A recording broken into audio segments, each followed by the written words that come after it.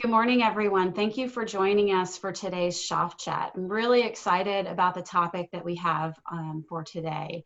My name is Catherine Coble. I'm one of the partners here at Shoff, and I'd like to take just a moment to introduce our guest today, Ileana Monts de Oca. She is with Eli Lilly and Company, and she's worked in a number of roles in that company, and is going to really share with us today some of the information and some of the experience that she had with a great project for the Global Diversity and Inclusion Office. Ileana has been with Lilly for over 20 years, and she's worked in a number of positions there, from finance to sales, HR, and in the Global Diversity and Inclusion Office. She's currently serving as a district manager for the diabetes portfolio in the Orlando, Florida area. She was born in Glendale, California, but then her parents took her back to their native home country of Costa Rica, and that's actually where she had the opportunity to start her career with Lilly. So today we want to share a little bit about using data to really tell meaningful stories. And with that, I'm going to turn it over to Colin to get us started. Thank you. Thank you, Catherine. So yes, in 2015, Eli Lilly and Company embarked on a research mission, which they do all the time, yes, but this research mission was different. Rather than seeking insight into a new therapy for patients, they were actually trying to get more insight into the experiences of their employees, specifically to find out why more women weren't making their way into the top leadership positions at Lilly.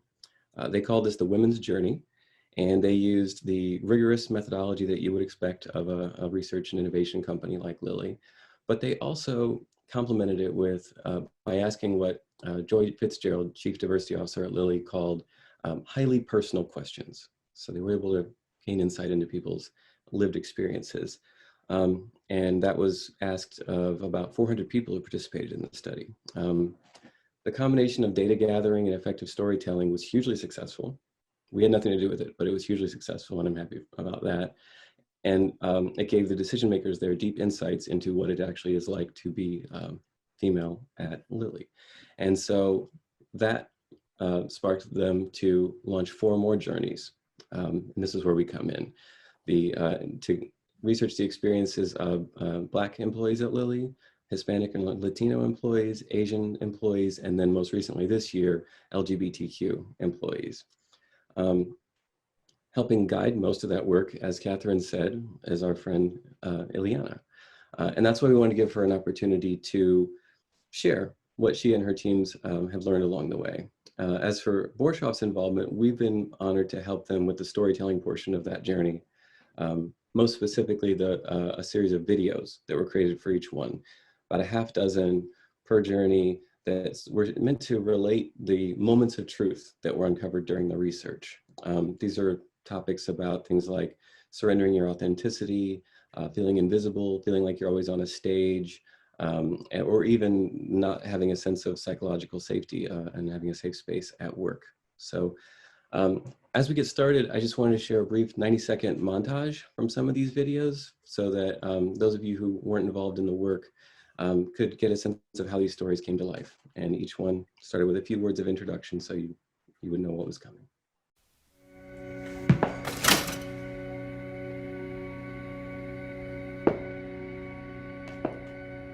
I didn't ask to be on the stage. We all want to build a better life and a stronger community. I know that when I pray, I hold my hands differently than you. But we're praying for the same things.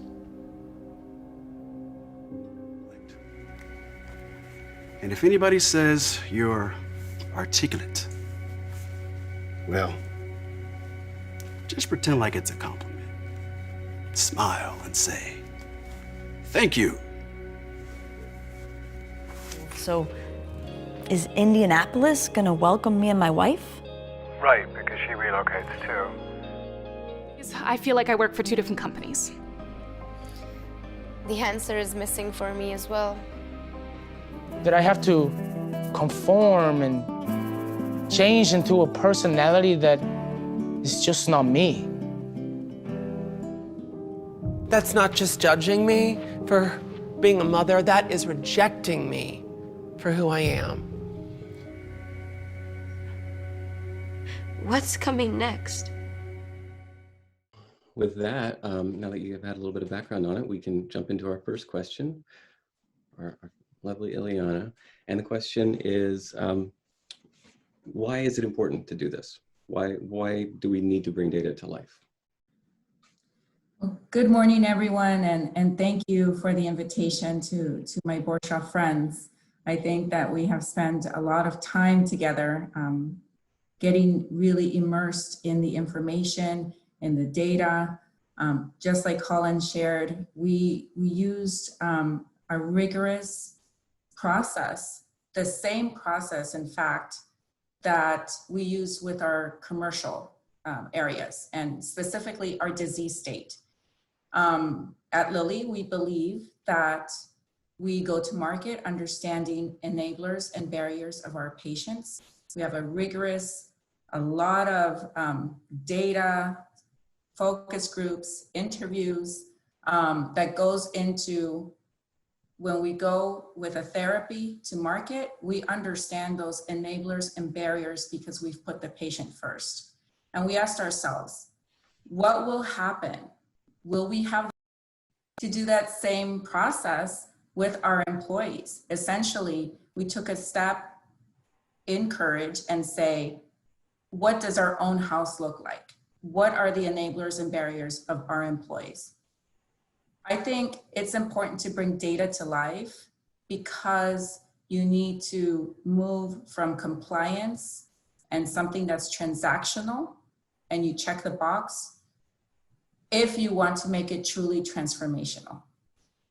You hear a lot of connecting the mind, you have the rigor, you have the research, but also connecting the heart, bringing out that empathy. Numbers can be numbers, but really it's the story that drives to action. It's the story that makes it human. It makes it relational so that you want to change something and put the effort to change something. So in your experience, Ileana, and welcome, I forgot to say that, but yes. Oh, and also to everyone else, this is a chat. So if you have questions about anything that we're talking about or comments, please feel free to share them in the chat and we'll wave our arm or something and steer the conversation in that direction. But based on what you just said, Ileana, what in your experience tends to stand in the way of successfully bringing meaning to data? That's a question that has many layers. And I'm very proud to say that at Lilly, specifically to diversity and inclusion, it's not something that we have focused on in the past 3 years, past 5 years. It is actually something that our founders believed in terms of innovation and creativity. However, like I mentioned at the beginning, it could become compliance. It could be something that you just do because your boss thinks it's important, right? But you don't have that movement to change. And so I think what might stand in the way is a fear of conflict, a fear of what you might hear. We tackled very difficult issues, issues of gender, of race. We all know the current situation in our country. There's a lot of division and you have to find that balance. And that's where our friends at Shoff really helped us translate that data and find that balance to tell the story in a way that conveyed that empathy and that move to action. I would say another thing that stands in the way is, well, in order to do, let me put it another way. In order to do this work, you really need strong leadership support. And you need, you can do it from the grassroots, but you really need your leadership at the most senior levels to really be invested in it. Otherwise, and we still struggle. There's still, there's that middle management. There's a lot of different priorities to create that culture change. But I think it really takes and I can add more specifics if you like, Colin, but it really takes that strong leadership action and drive and courage to make things change. Ileana, this is Catherine. There's actually a question that's related to where you're going, and maybe this will help to put a little bit of extra detail around it. The question is, what have you found in terms of being effective to move leaders along in terms of what data you use, how you present it, et cetera? I'm thinking about leadership teams where you have some people who are bought into the notion of DE&I and others who are maybe not as interested. Can you speak a little bit about how this entire initiative, you did all this research, all this data up front, you gathered lots of great information, and I believe you really focused on leaders first before you went to the broader employee audience. Is that correct? And can you talk a little bit about how you kind of got that buy-in along the way? Yes, absolutely. So we're a data company. The first piece of data was actually, even before the women's journey, was a research project called The Power of the Purse. And that project and that research was, Lilly was one of the co-sponsors. It was much broader in the industry. More other pharmaceutical companies sponsored it, other insurance companies, payers sponsored it. And the question that they were trying to solve was, who makes healthcare decisions on behalf of patients in the United States? Over 90% of decisions are made by women in the United States. So the company said, okay, if women are making decisions on behalf of patients, healthcare decisions, where are the women in those positions of influence, of decision-making? And we realized that we were lacking women in some of those positions, right? So that was a driver, like one, to move our leaders in that, hey, this is not 40%, this is not 50%, this is 9 out of 10 women, 9 out of 10 decisions in the United States are made by women. We have to do something about this. In terms of diversity, equity, and inclusion, I think it's really important to identify what those are. It's just like company values, right? Lilly has those company values of respect, integrity, and excellence. And you have to define them. You have to define what those behaviors are. You have to hold people accountable. I think in diversity, equity, inclusion, belonging, all these concepts, the organizations have to define what those mean and what are the expectations, what are the behaviors, what will hold people accountable. I think in our research, to kind of wrap this up or wrap up this answer, it's a 5-phase process. The biggest buy-in, I would say, is that we followed the same commercial process. I didn't do this alone. I had a data team of the market researchers. We also had members of the corresponding employee resource groups that really helped us even in designing the questions that we were asking. We engaged with now with the LGBTQ journey, almost 7,000 employees, which include the majority culture and the minority populations that we are seeking to understand, which in essence, it's like in clinical trial terms, it is an active comparator trial, if you will, right?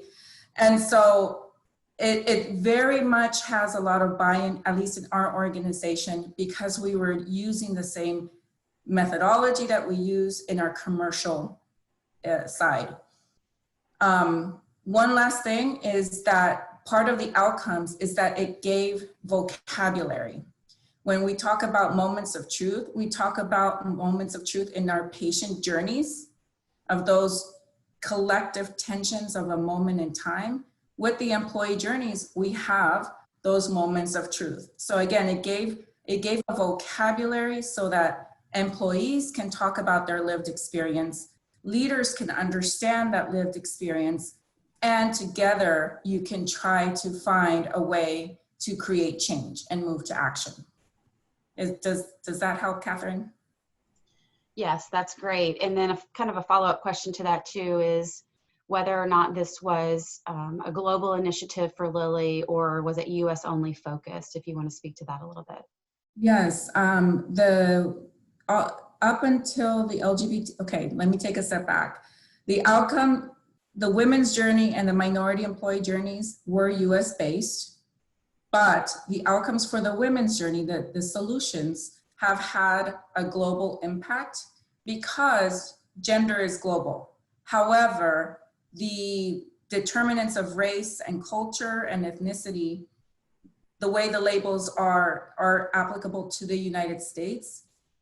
With the LGBTQ journey, we did have participation from the UK.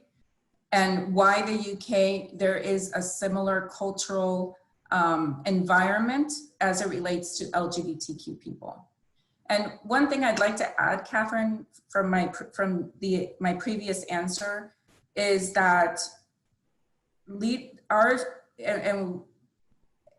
our senior leaders were so bought in. This was specific time on the executive committee agenda. The executive committee were the first that reviewed each of the journeys. Each journey had 3 to 4 hours of executive committee agenda time. That's why I'm saying there's very specific, deliberate, intentional support from senior leadership, because you don't get 3 or 4 hours on the executive committee's agenda if this isn't important for the organizational culture. Ileana, you already sort of jumped ahead and answered my third question, which was going to be what's essential for success when you're bringing meaning to data. But thank you for touching on so many elements of that. And it sounds like the people participating wanted to hear that too. You have something to add, Colin. Okay, please do. I think that what is essential as well is that, you have to create an environment of safety, kind of create an environment of Vegas. What happens in Vegas stays in Vegas. Oh, okay. The fifth step in our process is what we call an innovation lab. And in that innovation lab, it's very much designed to create that environment where all titles are gone. You are not working next to a senior vice president. You are not working next to a senior director. All of those levels and titles get stripped away through many different mechanisms, including humor. We do tackle some of these difficult topics, including some different techniques that opens up that environment of feeling safe to share something, things that are difficult, things that are perhaps very intimate that you normally wouldn't go and share at work. So I think it's very important to create that environment of safety, because if you do truly want to change the culture, you really need to know what is really happening, what is really going on. Yeah. I want to involve Ryan real quick. Ryan, as creative director on all these journey storytelling projects with us, what did you find to be critical to the success of bringing meaning to data with storytelling? Well, this project in particular became very personal from very early on. I had a bubble popped almost immediately, where the empathy kind of just welled up inside of me. And I think that with this project and the nature of it, that was very much required. And that's where, you see the stories and you see the data that kind of is confirming the hypothesis. But then once you get into the room and you start to hear the stories that are kind of manifest from that data, it was really important, especially as a white man, to feel it all the way to your bones. And so it was pretty clear early on that this was it was a sacred project. It was sacred information that we were trusted with. And it was a sacred exercise to see through. So I think it was really important that you had that reverence, and that understanding, and that you were open to growing and letting it sink in and just be immersed. And I think that if it was treated, words on a page and trying to achieve a strategic objective, it would not have done the job, because job one was to open hearts and minds, kind of set the stage for data. And so that kind of opening of hearts and minds kind of started with the creative team. Yeah. For you too, Ileana. I mean, I know you've had many successful projects at Lilly that you worked on, but being a Latina, this one must have been personal for you. Do you think that shaped the work that you did on this? Yes, Colin. I think being Latina, some of my lived experiences personally have been experiences of not belonging, being invisible. And however, in this project, it was so meaningful to me because I also felt a responsibility of telling each story of each population in authentic ways. It was important to me because I had to do a good job, because I was opening a path for someone else as well. And I had to earn that credibility. I had to earn the right to tell the story of African-American employees. I had to earn the right to tell the story of Indian employees, Muslim employees, Chinese employees, really understand their culture, their immigration stories, their migration stories, their experiences if they were, we talk about the formative years and how those formative years might be. So it was personal to me in the drive and the hours, and in reading some of those stories and sitting down one-on-one with many of our colleagues. I mean, it was an emotional burden that I would say anyone that works in DE&I, it takes an emotional muscle to do this work. And I had to stay true to the data. Because if we didn't stay true to the data, you run the risk of not having that credibility in the whole organization. One observation that I've made from early on in the process, similar to your own experience, but obviously through a different lens, I remember having a lot of anxiety as we began the African-American journey, that frankly, that I just couldn't do it, that what do I know? What if I'm not good enough?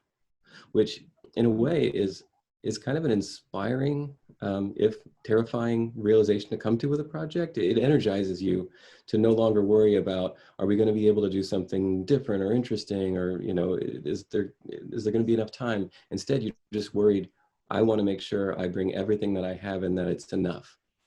And I remember speaking to a coworker when we were in the scripting process of those African-American journey videos and saying, I am in way over my head. I'm supposed to relate the experiences that have been entrusted to me, because there's trust, and relate the experiences of African-American employees at Lilly. And I don't know what it's like to be them. And I don't know what it's like to be the executive leaders who I'm trying to reach. These people move in circles that I don't.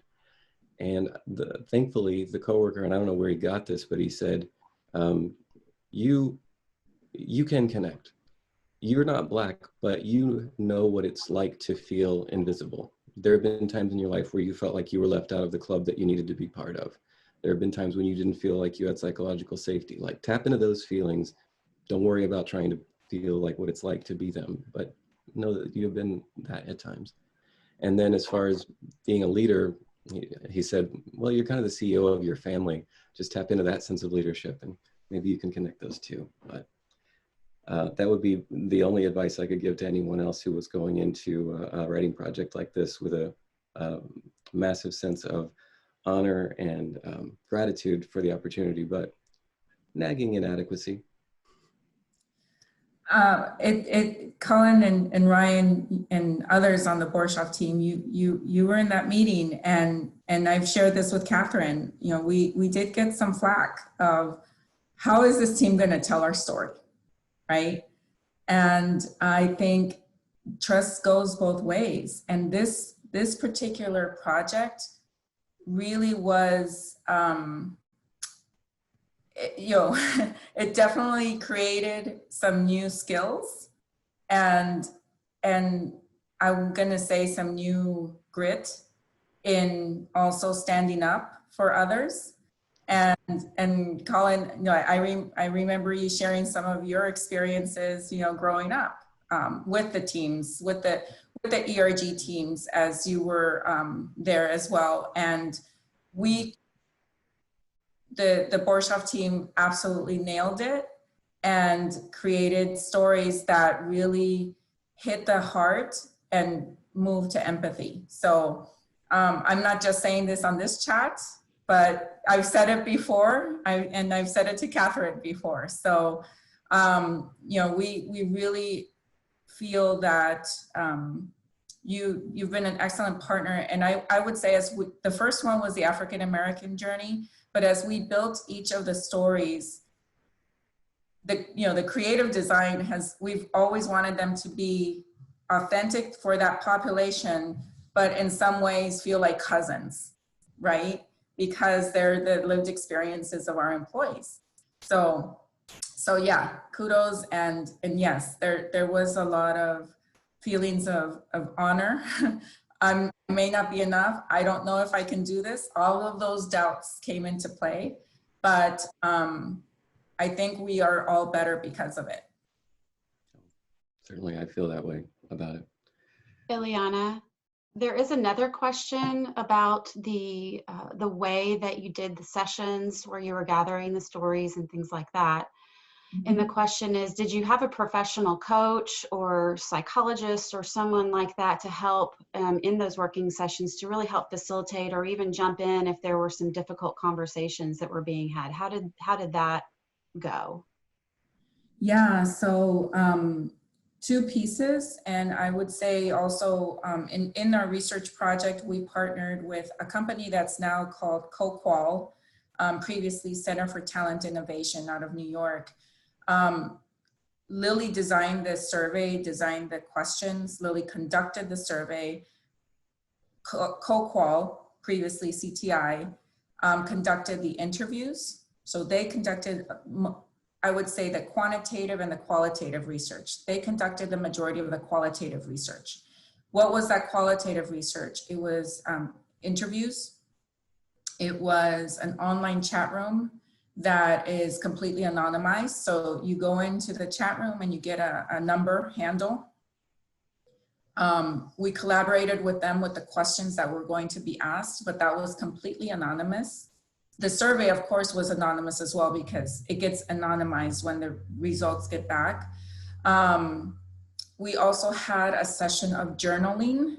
So those individuals that participated on the online chat rooms, if they felt that they wanted to express more, they were allowed they got a link to a 30-minute journaling session with questions that also was conducted by CTI. Let me double check. Focus groups. We had also focus groups that were conducted by CTI. So those focus groups were on average 6 to 8 people.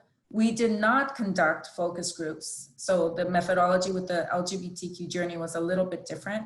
We had more one-on-one interviews and we did not do focus groups with the main reason because of confidentiality and anonymity in the LGBTQ population. So we did collaborate with them. And I mentioned this at the beginning or a little while ago about creating that sense of safety. I think employees need to really trust that they will be kept anonymous, that what they share is confidential.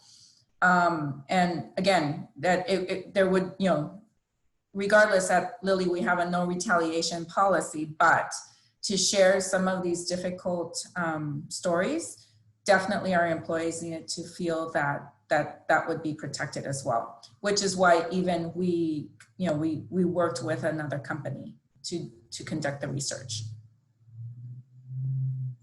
Yeah, and that really also drove the creative approach, right, Colin, Ryan? Definitely. We were constantly, and Ryan has brought this up in other conversations, that we wanted to make sure we were always accountable to the data with the storytelling. Because to Ileana's point, if it sounds like you're just pulling heartstrings without information to back it up, it's not going to move people. And one other thing that the team at Lilly did that I thought was really smart was that on every journey, there were representatives of that population who were intimately involved in the process of creating these stories throughout. Angela White Randolph, who I think is on this chat, was involved in the African American journey to help keep everything authentic. She reviewed scripts, and Kingman Eng did on the Asian journey, and we had representatives from the LGBTQ. And I don't think I noticed it at first. I think I was just introduced to the team and said, these are the people that we're going to be working with. But in retrospect, I remember being really impressed by the intelligence of that move and the authenticity that it brought. Hi, Angela.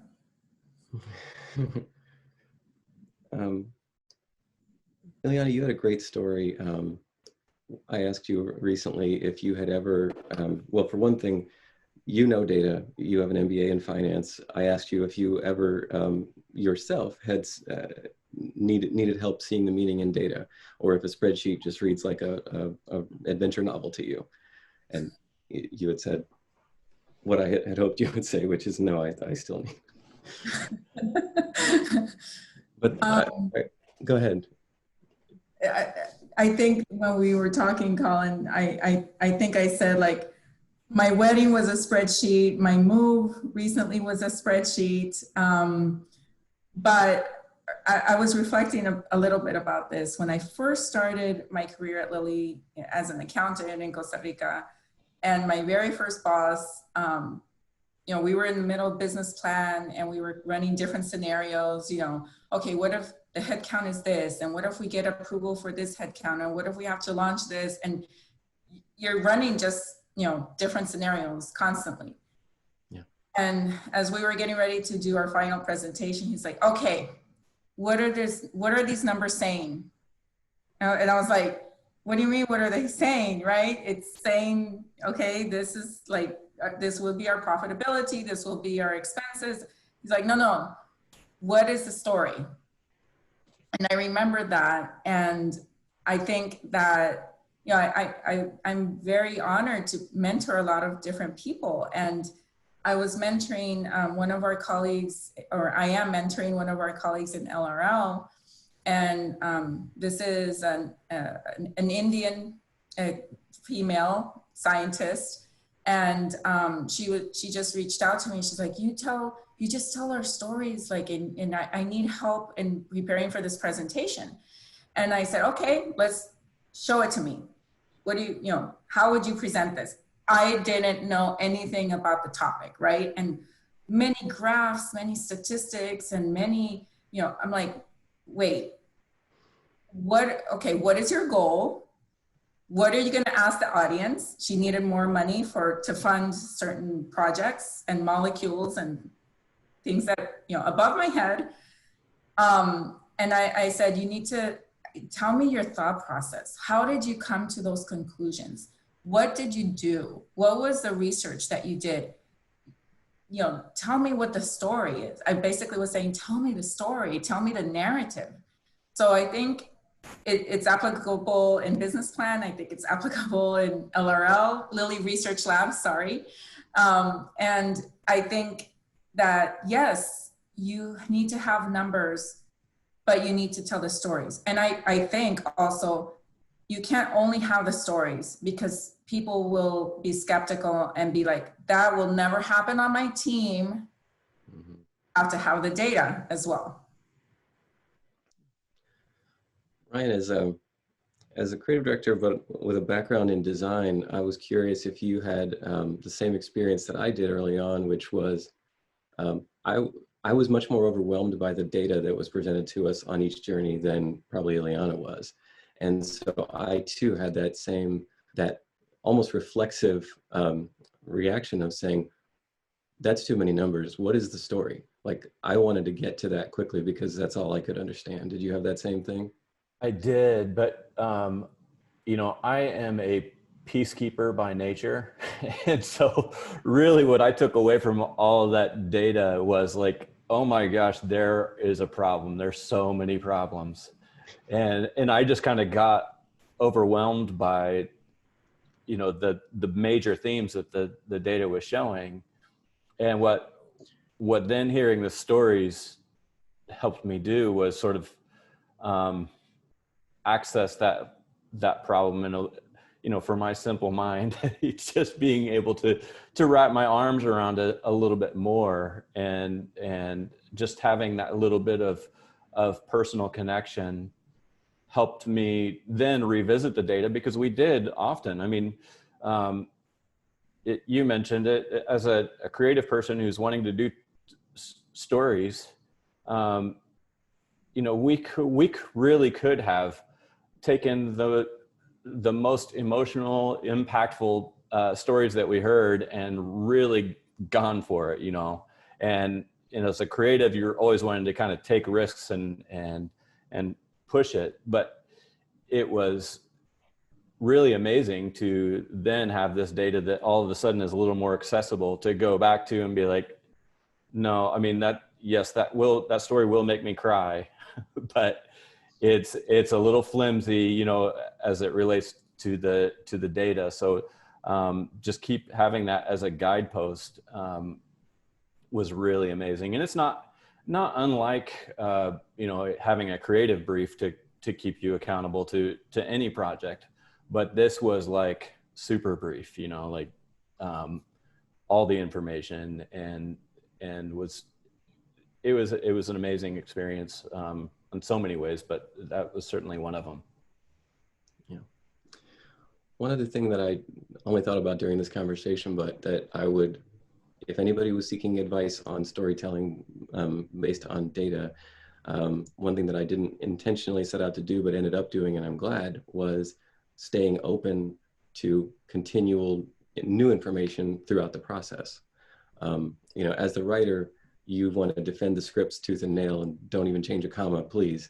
But I do recall, as we got into production on certain scripts, including the LGBTQ journey, that I would end up having to take cues from our talent, the actors who were authentically from the LGBTQ community. I remember one in particular where the actor said, I'm not going to say, ask me what my preferred pronoun is. I would say, ask me what my pronoun is, because I don't like portraying it as a preference. It is what it is. And I mean, what can you do there except shrug and change the script? But that process, I think, is important. Openness throughout, and even up to the shooting day, which I know our producer does not like the idea of changing a script at the shoot. But when you have a decision-making client on site, you can do that. There are a couple more questions that I can throw out for you all. The next one was, how did you get your leaders on board to really dig into some of the sensitive data and to be open to hearing the insights? Was it a top-down approach, leaders supporting and pushing this, or grassroots employees asking for this? It definitely was top-down. I think our current CEO, Dave Ricks, he's been in his role 3 or 4 years. He's very much, he leads with, he wants to win. He wants to be innovative. He wants to take the company to the future. And he's a true believer in diversity and inclusion topics. And speaking of some of the data and specifically representation data, it was a known thing at Lilly that with minority representation, we lagged behind. We were not making improvements. And when we had some improvements, we had a retention problem. And so, you know, it was kind of like, we are going to do this. Partly in the women's journey, there were not women of color in that representation and in that group. And so, you know, we continue to build. So first one was the women's journey, impulsed by the power of the purse, if you remember. I'm trying to put it in chronological terms. Power of the purse, women's journey. The sample size, if you will, of that women's journey was 300 to 400 total, including men. And then there was a gap. There were not a lot of women of color that were studied for the women's journey. And, you know, it was a known thing that at Lilly, we were lagging with minority representation. So that's how the minority employee journey evolved.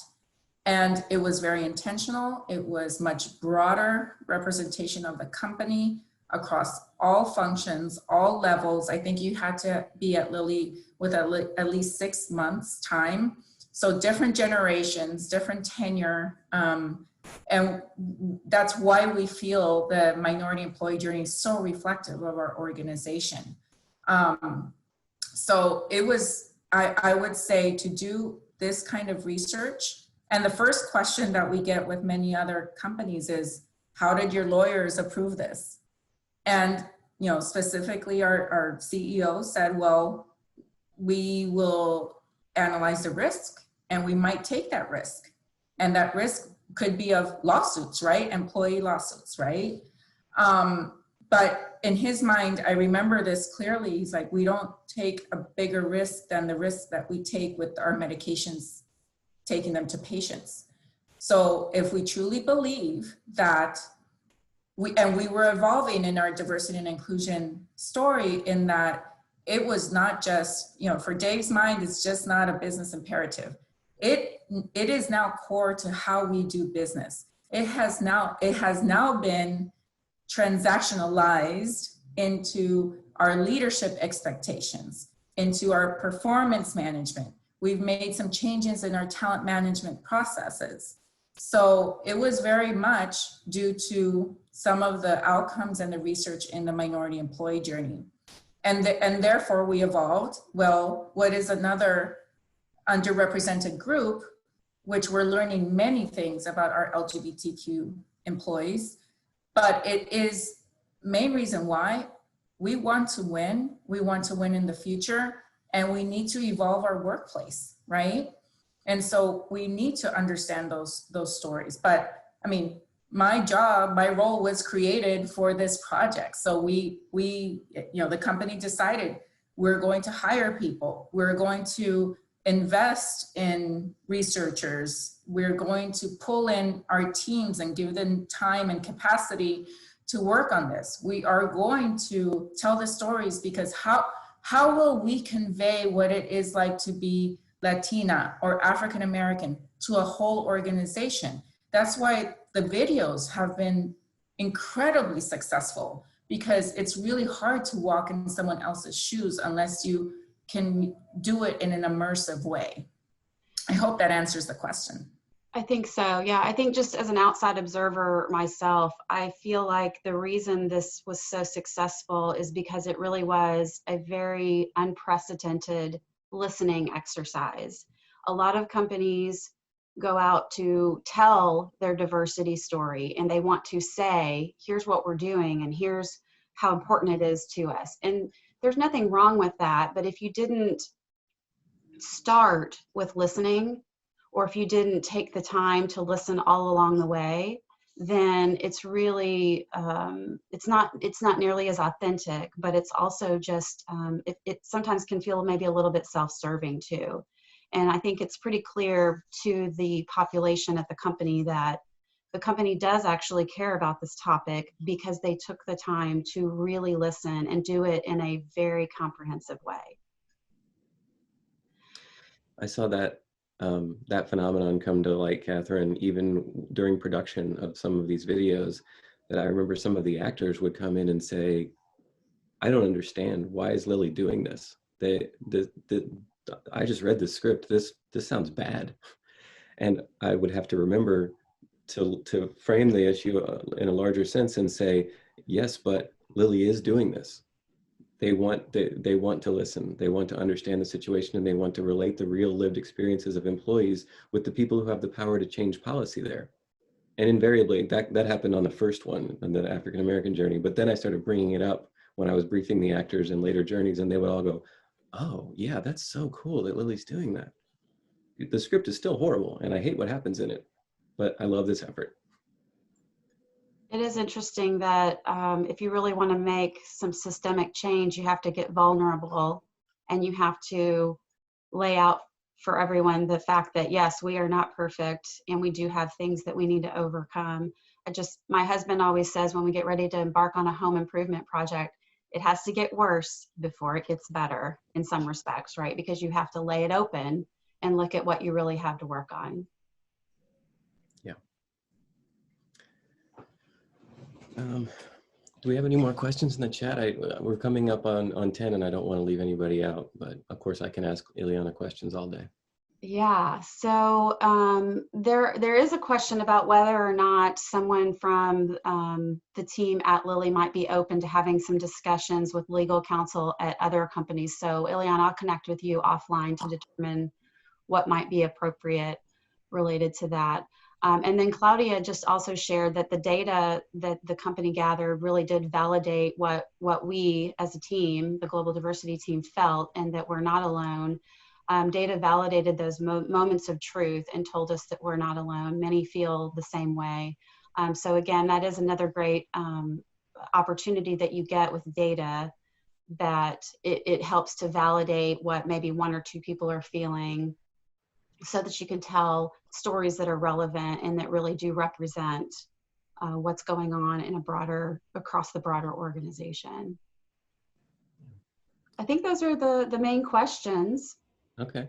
I just had one more point that I was remembering based on something Ileana said earlier, which was it was relating to the flack that you and Joy and your team got when the original employee resource group of African Americans at Lilly saw Ryan and I. And I actually remember a very pointed question being asked during one of those immersion sessions where a terrifying executive sort of looked around the room and he said, "We only get one shot to tell this story right. And I don't know who's writing it, but they better get it right." And then later, the Flack actually got back to us at our team. And as I said, that, as you would imagine, just sort of amplified the level of attention, but also dedication to get it right. Like, I don't want to let that guy down. But part of it actually fed into the ability to tell the stories in a compelling way, paradoxically, because it hurt to be doubted. And I wasn't familiar with that feeling. I thought, well, you don't even know me. I could be a great writer for all you know. And just because I'm white doesn't mean I can't do this. All I want to do is the best job I possibly can for you. Why would you doubt that? And then when I saw myself thinking that, I thought, oh, I see what you're talking about, sir. That's how you feel. Yeah, I want to maybe just add, I remember that meeting. I remember that room. I remember that person. But keep in mind that maybe it's kind of like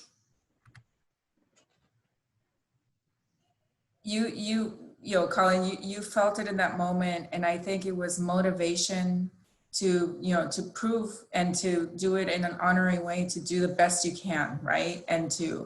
But for many in the studies population, specifically here in the African American journey, you know, African Americans have been doubted and have been told you're not enough, have been told you're less than human for years. Yeah. And for that to continue to happen. And it's, you know, we're in 2018 to continue to happen. We, you know, And we're at a crossroads in our history of many CEOs, many business leaders, many leaders have come up and, publicly delivered statements on social injustice, racial injustice. And this is the time for action.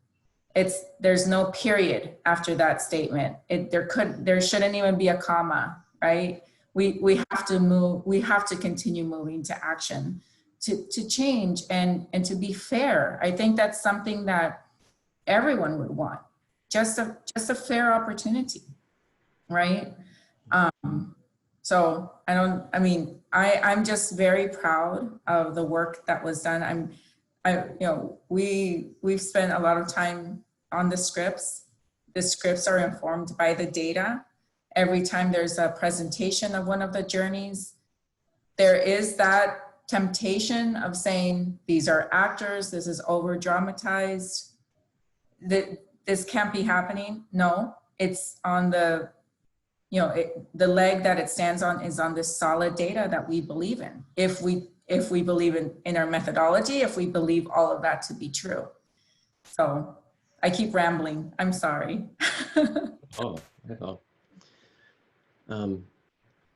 I wish I knew what everybody else watching this was thinking or what they want to know more about. I know what I want to know more about and talk more about, but I just want to thank you for joining in this.